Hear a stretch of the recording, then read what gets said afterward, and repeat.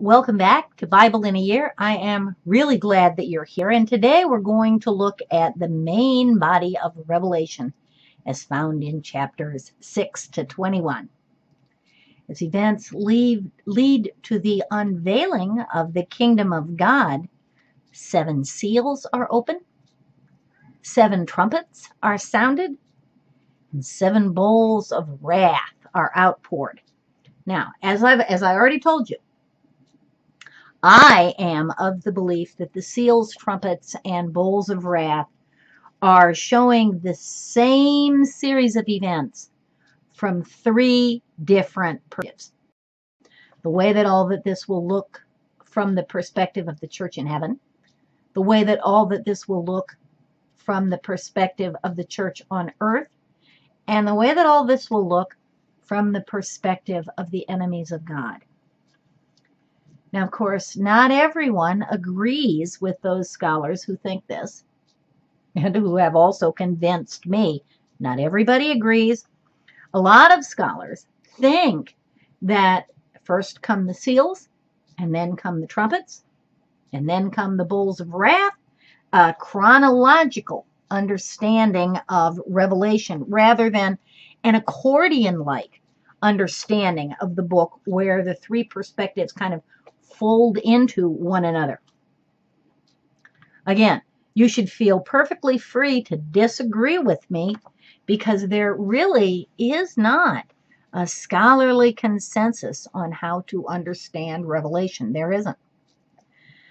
But this is the way that made sense to me, so I'm inflicting it on you. Here goes. Following a vision of the heavenly throne room in chapters 4 and 5, we begin a description about how the events at the end of time are going to unfold.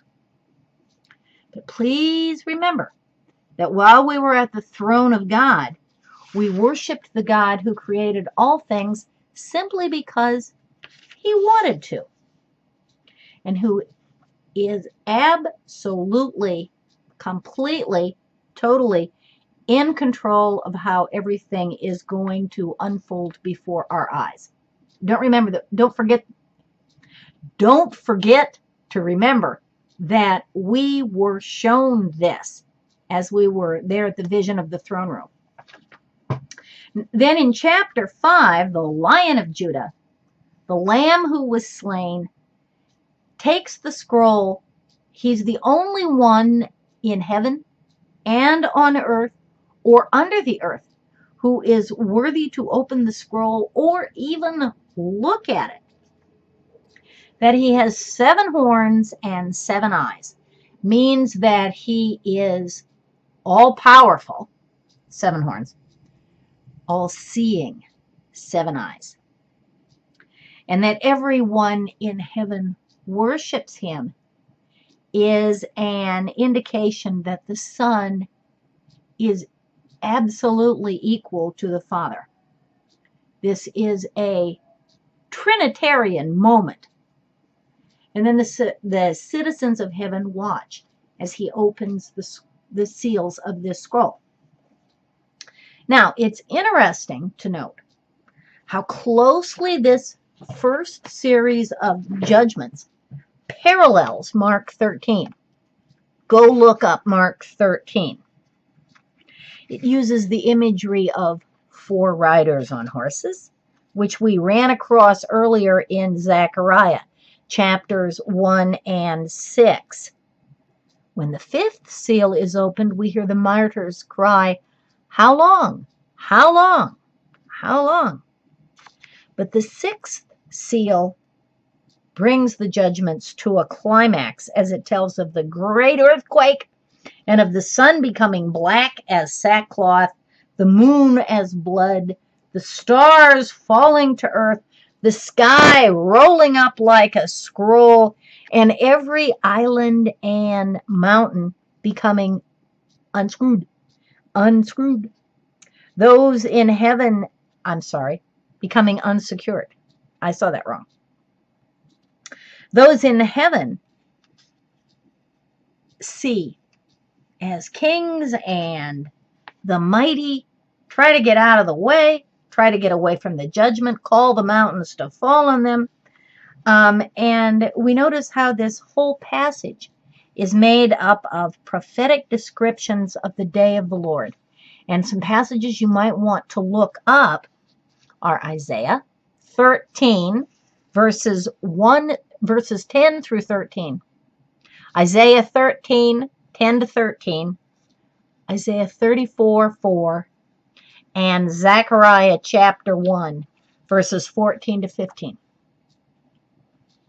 And Revelation 6, 12 to 20, the church in heaven sees the end of humanity's rebellion against God, and with the opening of the seventh seal in Revelation chapter 8, verses 1 through 5, the prayers of the whole church are answered, and Christ returns. This has all been witnessed from the perspective of the church in heaven. Sounds like everything is over, what with the stars having fallen from the sky and all. Anyway, meanwhile, the church on earth has been witnessing all of this as the sounding of 7 trumpets. Although for the church on earth, the events leading up to the kingdom of God are a new exodus, the trek from bondage to freedom. And you can see this when you look at how the first 4 trumpets are adaptations of fire. Wait a minute.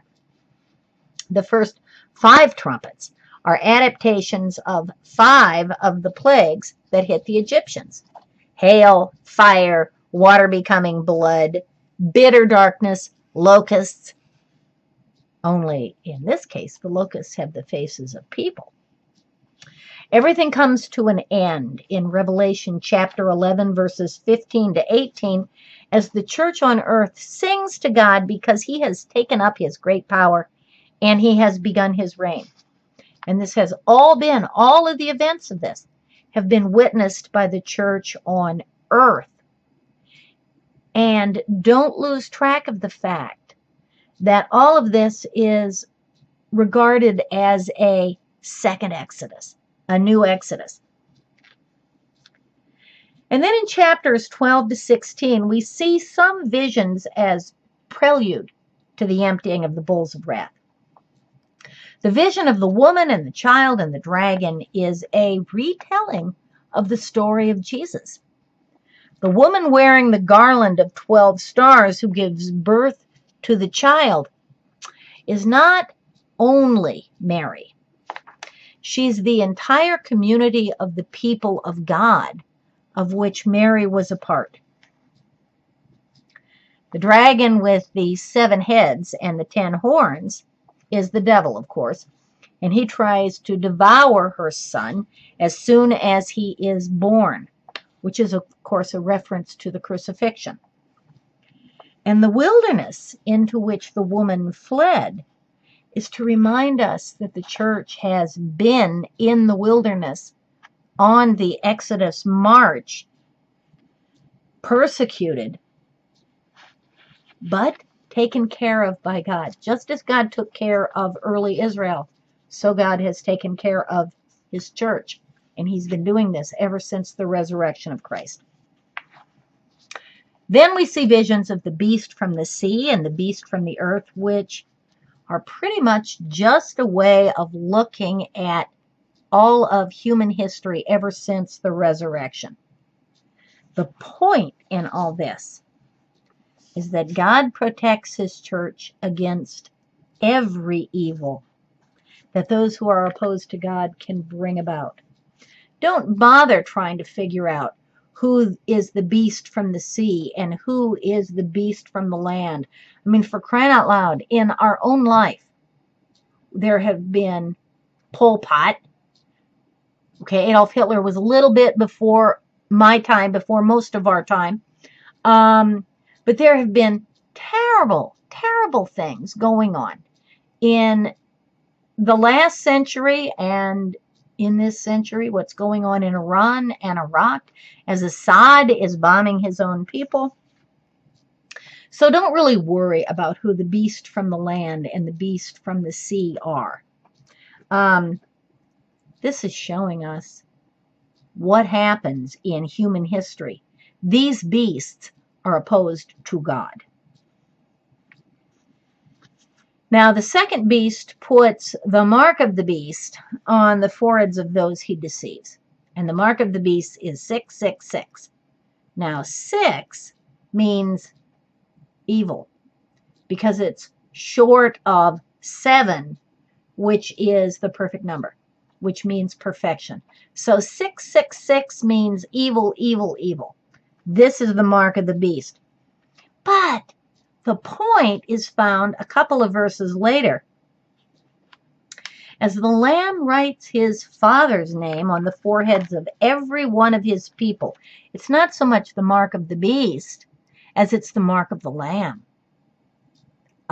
You're supposed to remember the mark of the Lamb. And that's what 144,000 means too. 144,000 is a multiple of 12, which means the complete number of the people of God. In other words, everybody who's supposed to be there is going to be there. And by the way, I want you to rest assured that you have received the mark of the children of God on your own forehead. Because what is that mark? Well, it's the sign of the cross that you received on the day that you were baptized. And reading Revelation and hearing about the mark of the children of God, well, that just lets you know how very old making the sign of the cross on the forehead of those who are baptized is. It's old. It goes back to before either 95 or 64 AD. And either one of those dates was a long time ago. Then come visions of angels and the outpouring of the 7 bowls of wrath. And interestingly enough, as the church on earth is completing its exodus, the enemies of God are experiencing what the Egyptians experienced during the plagues. Sores, waters turning to blood, darkness, and so on. And then we are shown in chapter 17 the city of the Antichrist, which is compared with the city of God who comes down out of heaven like a bride adorned for her husband in chapter 21. Now, it's important to note that, strictly speaking, the whole story of salvation, the entire new Exodus, comes to an end in Revelation chapter 21, verse 8, with a description of the new creation. The description of the city of God is deliberately, intentionally in contrast to the unchristian city that you heard described in chapter 17. And so, in a very real way, the book of Revelation is a tale of 2 cities. The city of the harlot and the city of the bride. Now again, not everybody agrees with the scholars that I agree with, but I do agree with them. But let me tell you again, all of the people who have come up with predictions about the date of the end of the world have been wrong so far. And they have also interpreted the book of Revelation chronologically. And they have been wrong every single time. They have also completely ignored the vision in Revelation chapter 10, where John sees a mighty angel and hears 7 thunders, which he is forbidden to write down. All of which means, at the very least, that even those who do think Revelation is all chronological are missing a great big piece of the chronology. The 7 thunders, they're not there, and we all know why. Jesus told us that no one knows when the end will come, not even the Son Only the Father in heaven. I love Revelation. I just love Revelation. It's a wonderful and it's a very reassuring book. It reminds us that God is in control of all of the events of history, no matter what happens, no matter how terrible what happens is. Even if we are killed, God is in charge of history. And God cherishes and protects his church throughout all of it. Throughout all of it. We may all die, like the martyrs, but we will all see the beautiful city of God. We are part of the church. We are part of the bride of the Lamb.